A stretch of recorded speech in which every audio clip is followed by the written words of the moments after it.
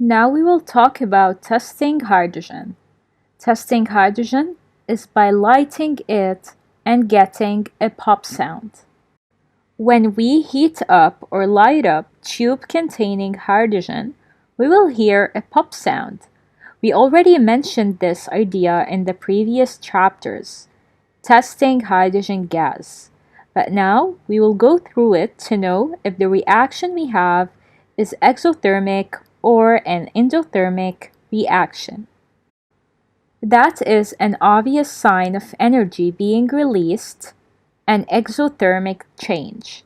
So if we get a pop sound after lighting the tube, this indicates a release of energy.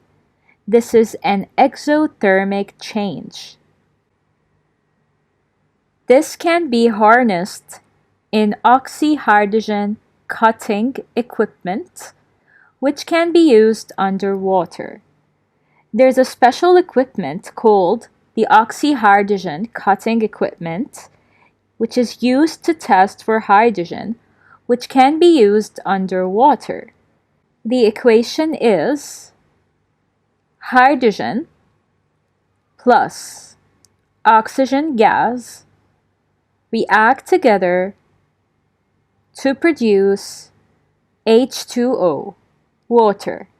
So this is how to test for hydrogen. And the reaction is an exothermic change since energy is being released. And oxyhydrogen cutting equipment is used underwater to test for hydrogen.